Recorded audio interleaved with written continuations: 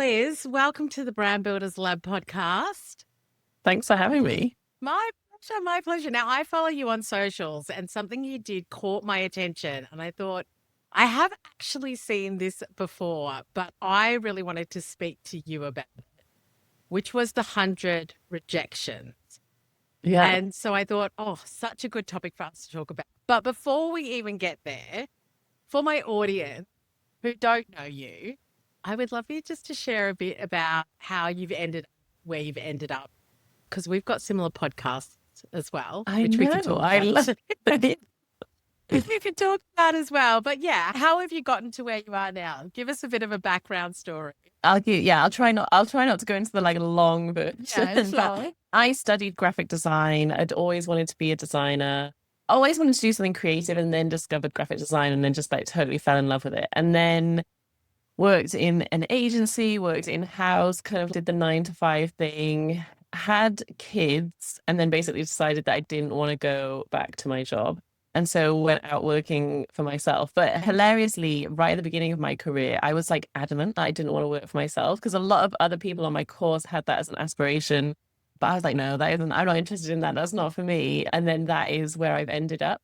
I think helped by starting to do little side quests and side projects when I was in my 9 to 5. So I had a lot of the classic thing where you have friends or relatives of colleagues who need some branding or need this or need that. And so I started dabbling, and then realized, oh, hang on, I do quite enjoy being the master of my own destiny and in control of it all. And then I basically ended up focusing on small business owners as my clients. And I would say that everything that I do now comes under the umbrella of supporting small business owners or independent business owners, you could say, feel more confident showing up on with their branding, basically making their brands look amazing so they feel more confidently showing up. And there's a few different ways that I do that. So some of it is done for you design work, some of it is training, some of it is workshops, the podcast, even brand partnerships. I tend to consider that it sits nicely under the umbrella as well. So branding design is basically my thing, with lots of side quests on the side of that as well. That's so good. I remember when I first started, and a lot of clients that I was working with, they didn't love their brand, and so they just weren't showing it. They were embarrassed by it. It makes a huge difference, yeah. Yeah, they were embarrassed by it. I remember I DIY'd mine. I started my business back in 2014, 2015. Do you remember Pick Monkey? Yeah. And I am no designer, can I tell you? But when I look back at it, I just think, oh, girl, you were doing your best at the time. But I do think, though, I'm a big believer you don't always have to invest in that right at the start, because I think that sometimes you just have to get started to almost get a feel for what your business is all going to be about. I know so many businesses where they start out thinking their business is going to be something, and then maybe 2 or 3 years in, it actually they discover something about themselves, or they find what their passion really is, and then it takes them in a different path. And so I think sometimes it's smart to just DIY it, get it out there, show up as confidently as you can with what you've got. And then a few years in, you could be like, okay, I found my thing, I know what I'm doing, and then you can really invest then. Yeah, I say all power to you for DIYing and getting yourself started. And I think that when you start a business on the side as well and you're dabbling, you don't even know if it's a thing yet or not. Yeah. You're like, oh, I've got to just create something. But I do look back on it. I have kept it. And I just think, oh, anyway, that's okay. We got there in the end. But even now, I feel like after being in business for 10 years plus, coming into, okay, what's the next iteration? And I feel like your brand grows with you. And as you start to evolve personally, then I think your brand has to evolve with you too. Yeah, absolutely. Yeah, I think so. And I think a lot of people get it into their head that they make a decision about their branding and that has to be it forever. But obviously you don't want to be changing it all the time. But I think it definitely needs to evolve with you for sure. Because if you just think about how much you change in the space of 10 years of running a business, it's unrecognizable when I think back to what I was like when I started mine. I was just going to say, what iterations do you feel like you've been through with your brand? And how have you thought about it? I was talking to someone about this the other day where I think for me, a lot of things I do in my business intuitively, but not necessarily with strategy at the start. So I instinctively do something, make a change, go down a path, and then I basically then work out the strategy and I'm like, oh, okay, I can see how this fits in well. And so I think with my brand, like the way that it's evolved is I have just had a real season of experimenting, trying different things, almost like just seeing what I liked, what I didn't like. And I feel like recently I've got a lot clearer on that, like really focusing on what my personal brand is going to be, how I'm going to show up. And so I've been tweaking my branding as that evolution has taken place. So no like big dramatic, here's the new me. It's been a very sort of slow process, a slow evolving, should we say? Slowly. Yeah. Okay. Yeah. And so I'd love to know, because I work with a lot of clients on personal brand strategy and how they're understanding exactly how they want to show up, who they want to be in the world, what they want to talk about, etc. So now that you've done this for yourself, what have you discovered? So a really big one for me was how I want to show up for my clients, but then there's also how I want to show up for my peers, so other designers. And I actually was really fortunate this year that I got to speak at a really big design conference called Adobe Max in London. And We might have heard of it. we might, yeah. Just Just drop that this in. little, a couple of people. Yeah. But one of the things that really struck me was that for a long time, I did not feel like I fitted in the design industry. I kept myself a part of it, like away from it for quite a long time. I found it intimidating, a bit Why? mean at time. Why? Because it was actually like came right from when I was studying at university. So there was a lot of competitiveness. I would say so. An example in today's age is there's like a lot of designers online who roast other designers and who build a profile off tearing other people down. And so that always really put me off. And so I was like, so my kind of at the start of my career, the way I dealt with that was I just disengaged and I was just like, I don't want to be part of that. When I went self-employed, I was like, oh, hang on, like I do need to show up and be part of this community. And I think that is what really spurred me on to think, okay, actually, I'm going to be something different. I am going to try and be visibly what I want the design industry to be like. So a big one for me is being relatable, being honest about what I'm struggling with, not just showing the shiny final projects, but talking about the process and the journey, the behind the scenes. And obviously there's boundaries with all of that. And it's not like I'm just like splurging everything that I do on the online. But one of the things that really touched me when I did this talk was that this young female student came up to me and was like, that was really different from what I've heard before in the design industry. And I just really appreciate like how honest and relatable you were. And that was like a spark for me because I think someone else verbalizing it, I was like, yes, that is what I want to be. So that's been a huge driver for me as I consider what my personal brand's going to be and how I show up. And I think that's the same, whether it's for my clients, whether it's for other designers. Someone described it to me. I had like a coaching session with this amazing person called Christine Gritmon. And she basically, I was like telling her all this and she was like, basically you want to take people by the hand and lift them up with you. And I feel like that is really what I want to do. Almost to be the opposite of what I have seen in the past in the design industry, which is let's tear other people down, let's make fun of their work, let's all that kind of stuff. And I'm sure it happens in all different industries, but yeah, I've seen it a lot in the design industry and I'm just like not into it to be 100%.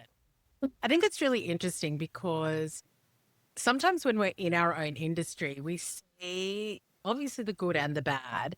But I have people that come to me and they'll say, as a coach, I see a billion other coaches. So it feels very overwhelming. I see the good and the bad.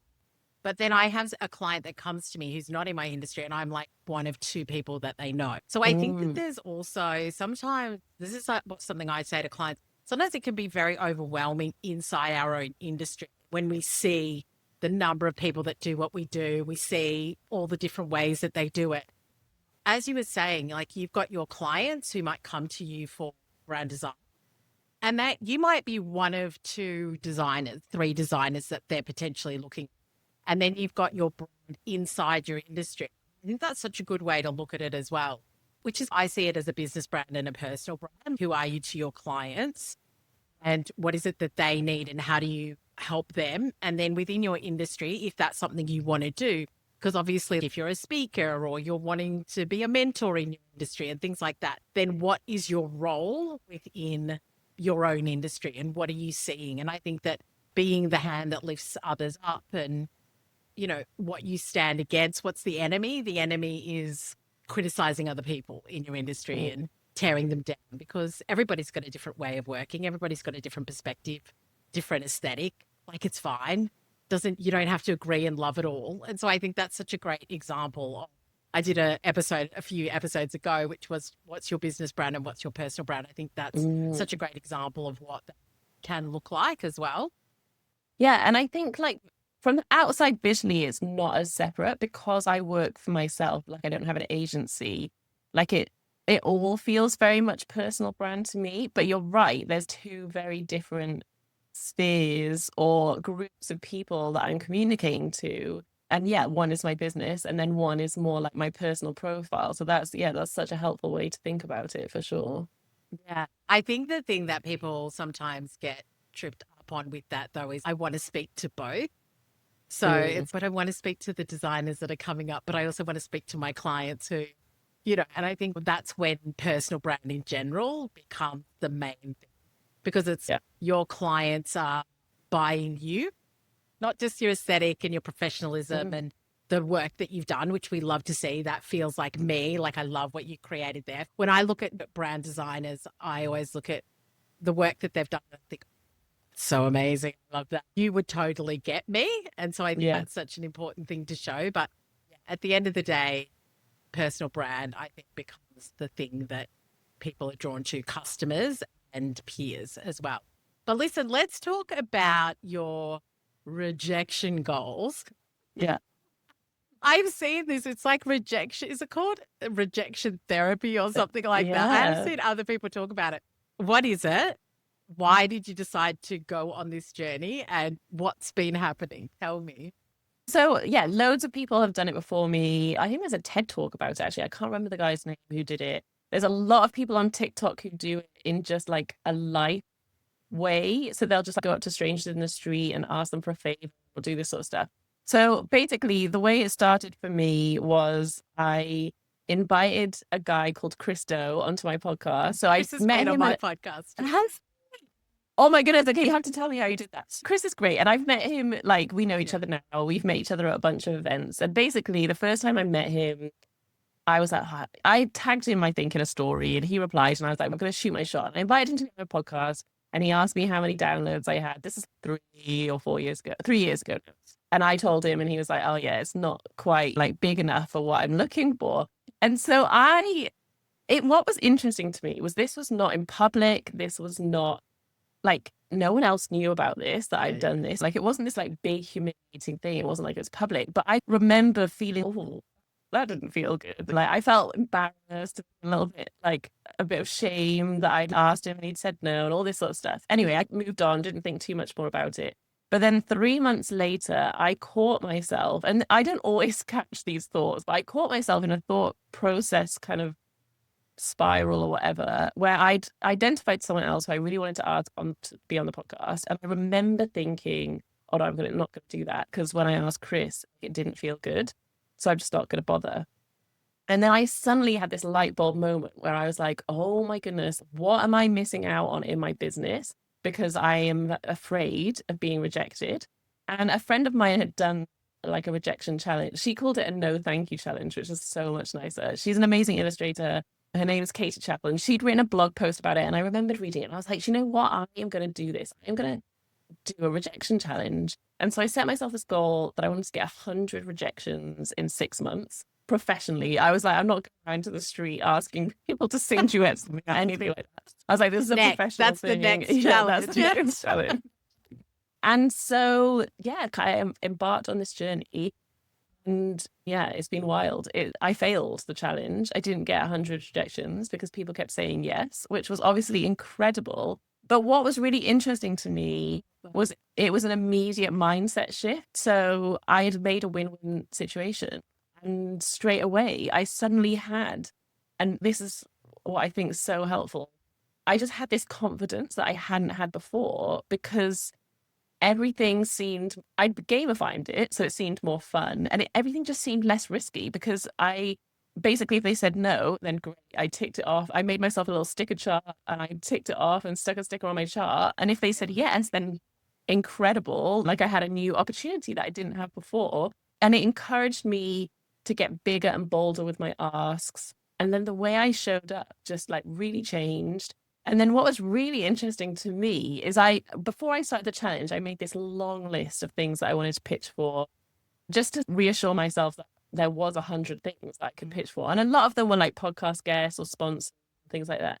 And people on my list started approaching me before I'd even got to asking them. And I am convinced that it is because like how I was showing up just changed, and people started to take notes, and like they started approaching me. So that's another reason why I failed, because those people started approaching me for opportunities. But yeah, it's been amazing. It's completely transformed my business. It's really changed my mindset. It's not got rid of my dislike of rejection, because that was never really the goal. Like it's not like I enjoy rejection now, but what it has done is I recover so much quicker, and I don't dwell on it. And I also don't let it, like in the past, I used to let it, like my brain would tell myself a story of what it meant, what this rejection meant, which was usually very negative. I think often we have a negativity bias with these sort of things. So we assume the worst case, like they hate me, they think I'm terrible at what I do, all of this kind of stuff. Whereas now I can catch those thoughts like really early on and not let them develop, which is really helpful. So yeah, that is the story in a nutshell. Good. Okay, so many things to dive into. So I've always said my mother, when I was very young, always taught me "It's what you want." And if somebody says no, it's just a word and you just move on and you go to the next thing. But the second thing is no is sometimes not no forever. It's just not no for now. I think that that's just two thoughts that came to mind for me, where it is a game. It isn't a reflection on you. If somebody says no, they just may not have time.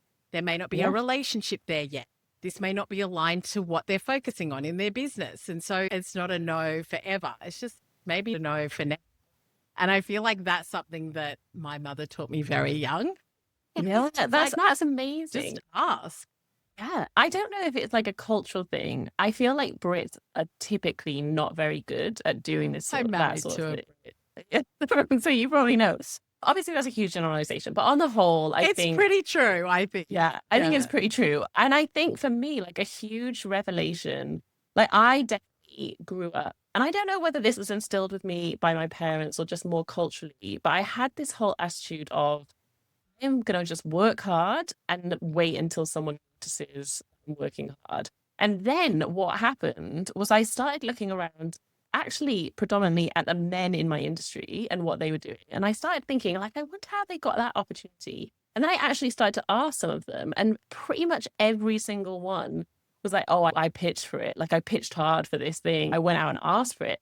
And then it was, again, like another revelation where I was like, oh, they're not just sitting around waiting for someone to notice. Like they are going and they are basically like really asking this person multiple times often to get this opportunity. And then that opportunity leads to the next one. And like it starts to compound and escalate. And so then I was suddenly like, oh, okay, hang on. This is not what I thought was going on. So now I need to like reassess. And I think that all fed into it as well. Yeah, that whole idea of actually, I need to ask for what I want. And again, like you said, if they say no, the thing that actually helped me with the second thing that you said about it might just be a no right now, like just not right now, was actually with my podcast having to reject people who pitched to be on mine. And often it's just because I'd got carried away and invited loads of people on, and I was booked up like way ahead of schedule. And so I just didn't have space for any more guests at the moment. So it wasn't that they weren't good or that their idea wasn't good. It was just being like, over enthusiastic with my podcast. But so I think there's just so many different reasons. Or like even sometimes someone would pitch an idea and for someone else's podcast, it would be perfect. But for mine, I just knew that it wasn't like quite the right fit, not quite the right angle. So yeah, and so that really helped me again, because then it was just like, actually, it's usually something really simple. The emails got lost in their inbox, or they've got a lot on at the moment. There's just so many other reasons that it might be. Yeah, but our brain loves to tell us that it's us, it's our fault that we're not good Yeah. enough, that we don't have a big brand enough, we don't have enough followers, so they're not Yeah. going to be interested, which is just crazy. But yeah, even for my podcast, and I've been saying this for a while now, I don't take pictures.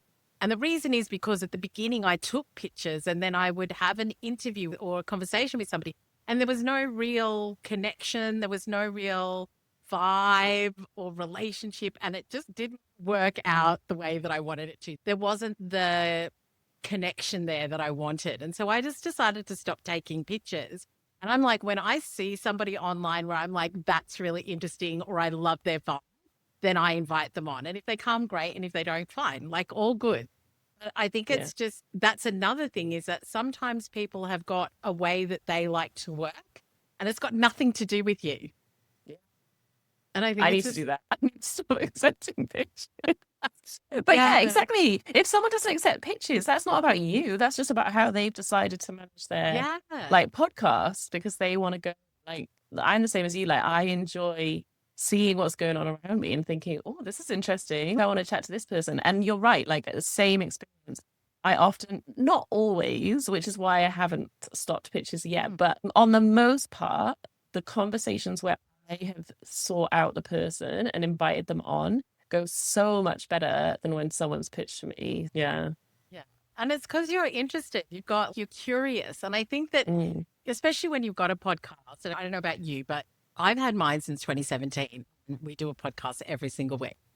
Like you want to be in a conversation where there's curiosity and banter and connection and energy and vibe. And for my audience, that's an important thing.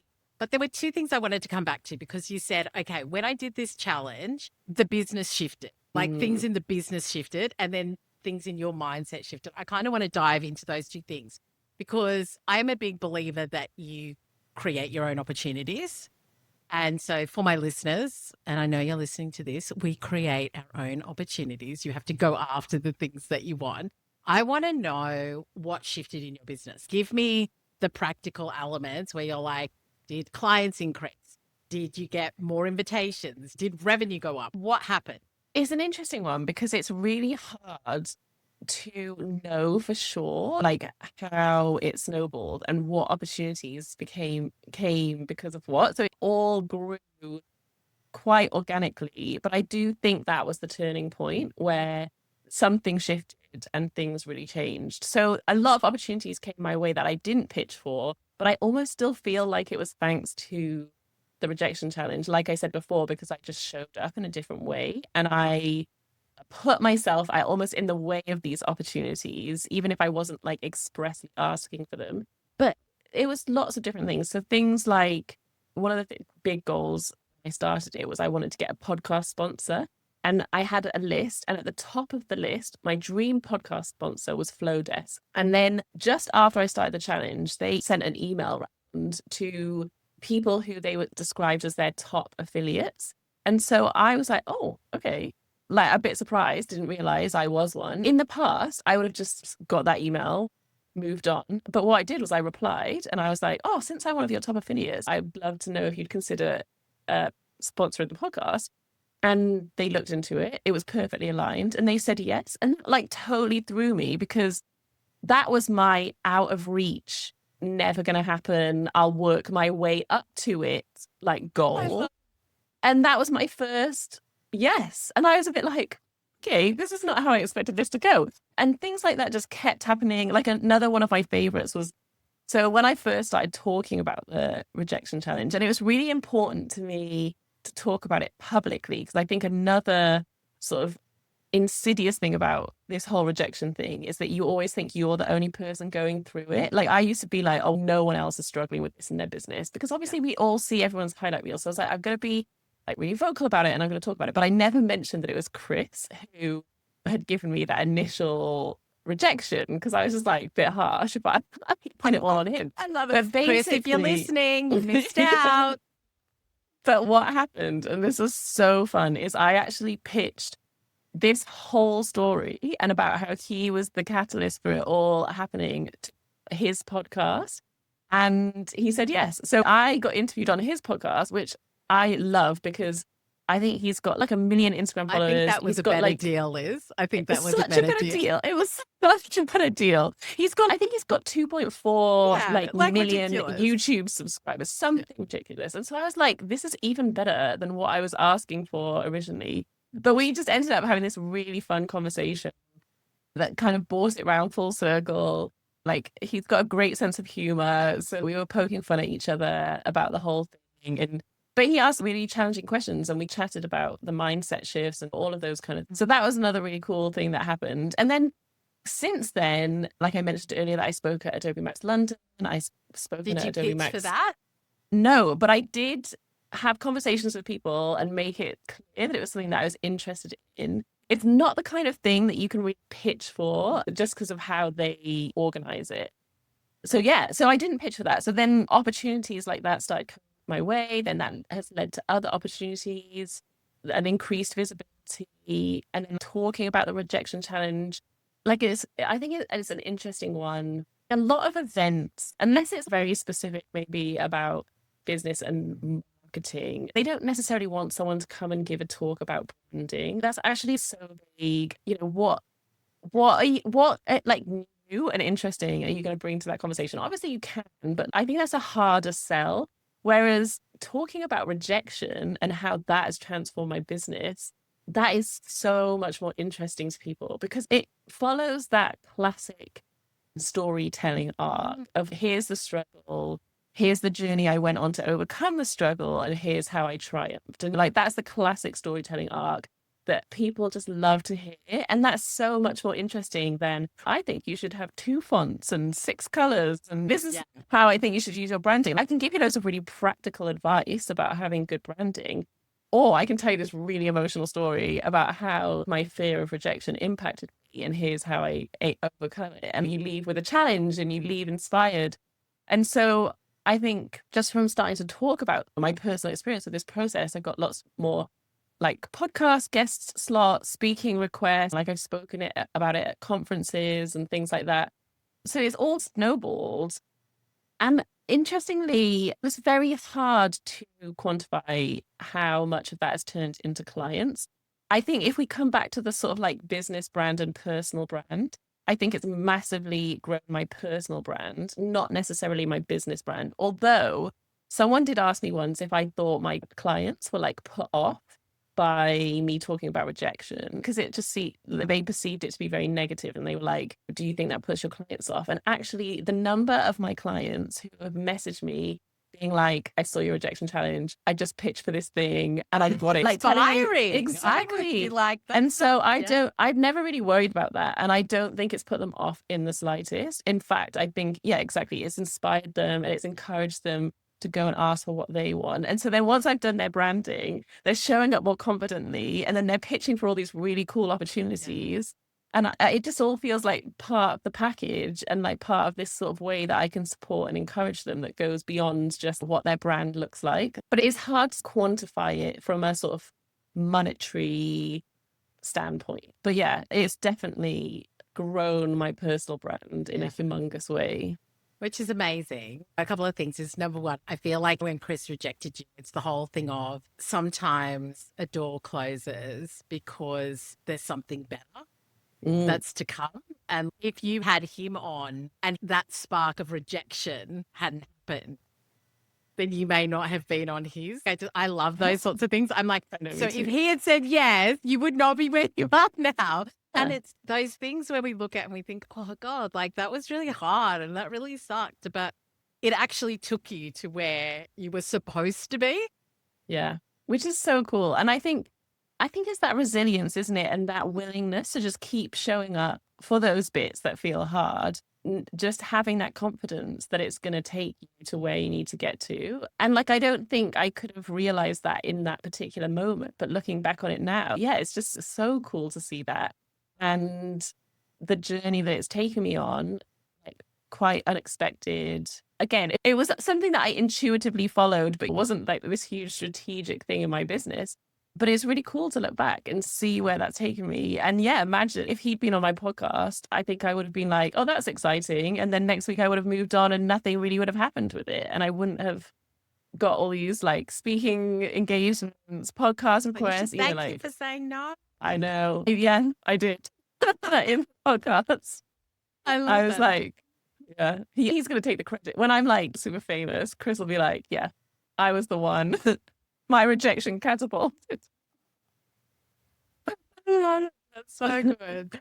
Yeah. And I do think it's the whole thing of the more that you do those things, even though you're like, I don't know how big an effect it's had on my business. When everything grows, when everything gets more visibility, I feel like there is an impact in all parts. It's like you get to speak more, clients are inspired by what you do. And so now they're more likely to say, oh my God, you've got to work with my designer. She's amazing.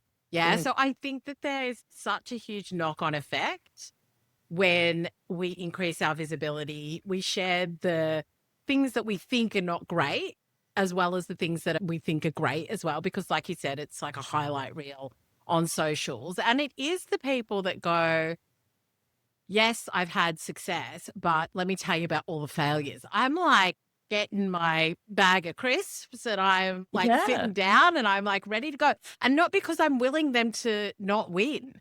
It's because we want to learn from other people's challenges. We want to learn from the things that didn't go well for them. And also it's just inspiring. And it's people that we remember when everything is constantly perfect. I'm just going to say it. I actually unfollowed somebody recently because I was just like, I just can't watch like all the perfection all of the time. Yeah. It's not real. It doesn't feel real. I think that's it. And do you know what? This brings us back to what I talked about earlier. Like, what's so nice, again, not necessarily strategically, but like this fits so perfectly in how I want to show up. It's about being relatable. It's about being real. It's about being honest. And I'm exactly the same as you. Oh, you tell me your struggle and I will be rooting for you so hard because I want to see you succeed because you've just told me the story of what you've gone through to get there. And I am like invested now. And I think because it's like a universal human experience that we are all going to struggle and suffer in some ways.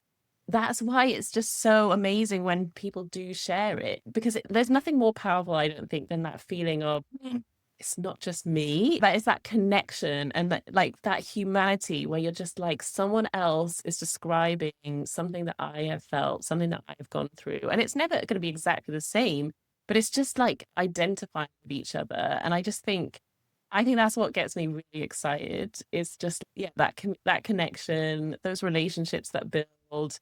And sometimes I think people just need to see someone else do it to realize that they can do it as well.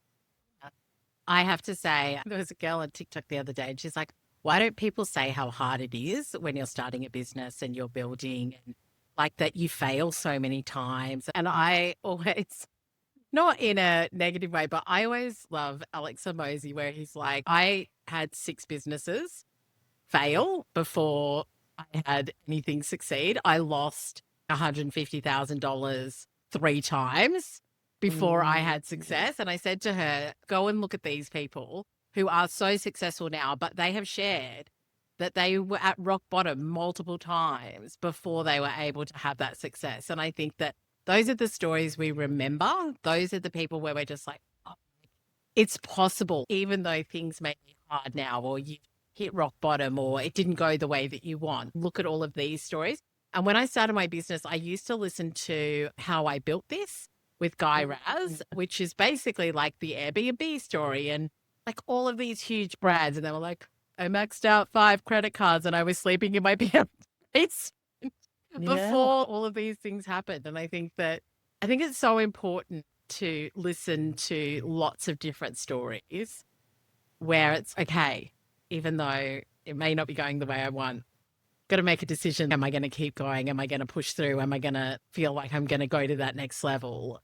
And I think that those are the stories we live for. It's like you said, it's the hero's journey. We love it. We watch. It's $1 billion industry. That's why it is. Yeah.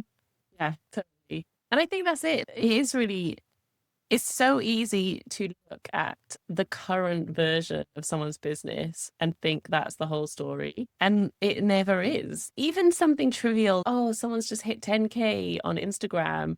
Yeah, they might have gone viral and that happened overnight. But for most people, that took them like, it took me like 10 years to, do you know what I mean? So like, you see that moment where you're like, oh, wow, like Liz has got this thing that I want. It might not be 10K on Instagram, whatever it is. But often there's a whole saga that went before for them to get there, but you haven't necessarily seen that whole thing. So I think it is really good to seek out those stories. I think it's become more common for people to build in public, but often we don't hear the stories until after. You need a bit of distance from it to be able to reflect and be able to be like, oh, okay, I can see how all of this led me to here. When I was in the thick of it, I couldn't necessarily see all the lessons and everything. But I remember Amy Porterfield always saying, share the scar, not the scab.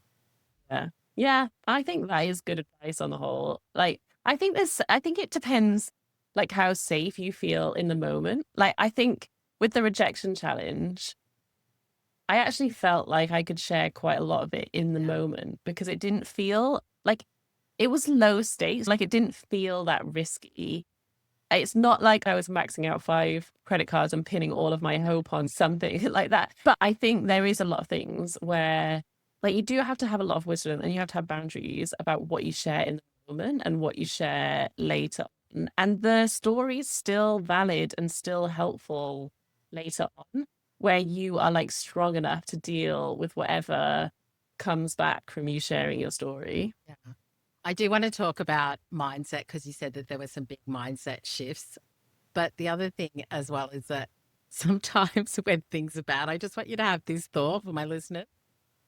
Sometimes I think, oh, this is going to make such a good story one day. Like when I'm like rock bottom or things are not working the way that I want, I think, okay, I know I'm going to get out of this. I know that we're going to work through this or figure it out. But God, this is going to make a good story one day. And I think that comes from experience, right? And knowing how these things work. You can see it in the moment. And yeah, it's rock bottom and you have to get through it. But you just instinctively know that this is going to be a juicy tale to tell. A good podcast episode. Because we're always thinking in content. Yeah. Yeah. All right, let's bring this puppy home. It's been such a good chat. But what were the biggest mindset shifts? What are the biggest lessons? And you've mentioned some of them as we've talked. But when you think about how you operate now and how you think now, what do you feel were the biggest shifts? I think the biggest shifts, and to be honest, I feel like I'm still having to remind myself of them because it's so easy to slip into old ways of thinking. But I think the biggest shifts were that the story I tell myself is not accurate, to nip that in the bud and not let my brain spiral into super negative ways of thinking. The other one was, like we talked about, to actually just go and ask for what you want. Don't sit around waiting for someone to notice what you're doing.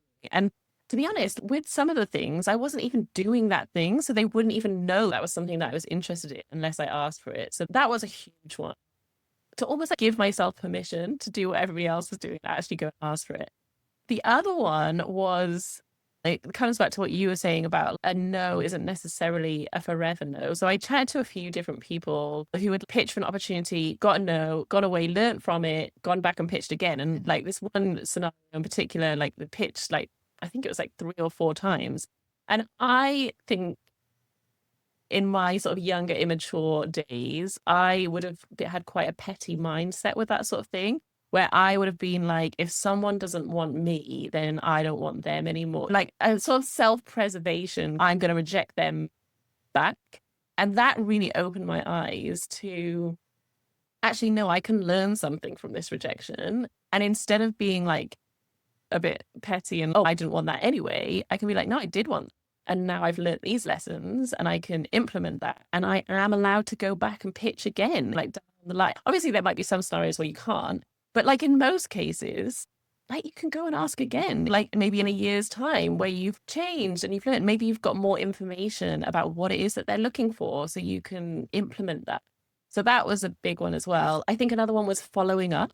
Again, British, the thought of following up makes me want to just like, just cringe. I hate the thought of it.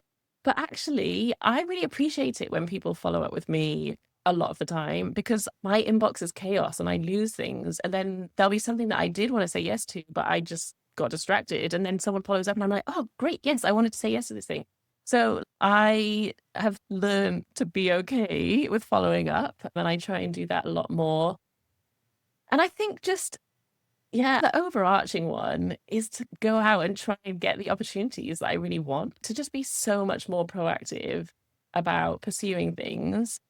I'll finish it off with being more proactive about what I want to do, but also just not dwell on it so much, move on quickly. I think Stephen Bartlett talks about failing fast. And I think that is actually really good advice, to expect a lot of failure, but to just do it quickly and move on to the next thing. Either you learn the lesson and you go and pitch again, or you find a different opportunity to pitch for. And he even has, I can't remember what the job title is, but it's something like head of failure. It's like someone who's literally, it's their job to find ways to fail in the business. And I think I don't love everything that Stephen Bartlett does, but I think that's a really great general ethos. And I keep thinking, like, obviously his company is huge, but I'm like, how can I implement that in my business? Like, how can I fail faster? And how can I be my own head of failure? Okay, what am I going to try and fail at? And I think that's just a really good mindset and attitude to have, to just hold it all a lot more lightly. I think we make everything mean a lot more than it needs to. That was not a succinct answer, sorry.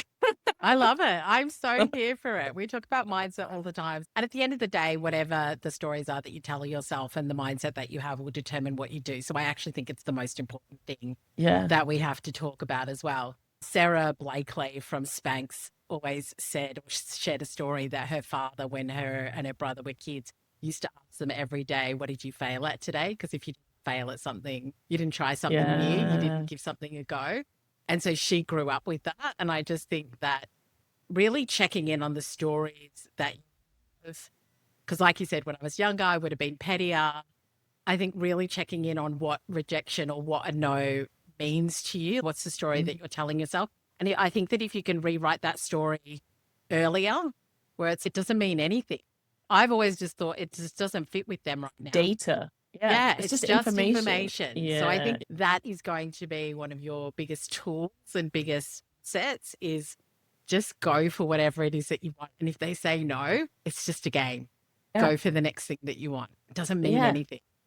Yeah, absolutely. And like, I am a big believer, like a big value for me in my business is just to try and make it fun. So I'm out here making sticker charts and like turning it into a game, and like just not taking any of it too seriously. And like I said before, that doesn't mean it doesn't sting when I get a rejection. It just means that I don't let it derail me exactly. And that has just been like an incredible outcome, to be honest. And that's why I feel very, goodness, changed my life kind of thing. You know, this sort of, when Chris Do is taking credit for everything that I've done,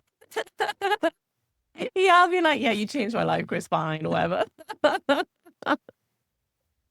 But one day he'll be coming to you, Liz, and asking for the name. Sure, so good. Liz, it was your rejection challenge that made me say, I need to have a conversation with you about this. So I think that whatever you're doing, keep doing it. It's amazing. I love it. It's so good. Thank you so much for coming on, because I know we're on very different time zones. So I really appreciate hanging out at night with me. You're up early. Oh, that's all right. I'm a 5 a.m. girl anyway. Oh, you? Okay. Yeah. Oh, it worked out well, because I am not a 5 a.m. but I am a night owl. So it was perfectly aligned. Perfect. Oh, so good. But listen, for my listeners, where can they find you? What's the best place? We'll have all your links as well. But for those walking the dog or doing whatever else, where's the best place to connect? So my website is lizmosley.net. And then if you want to check out my podcast, it's buildingyourbrand.net. And I'm sure if people love your podcast, then they'll probably be fans of it as well. And then social media, I'm at Liz M. Mosley. Amazing. Oh, so good. Thank you so much for coming on and sharing all of your goodies with us.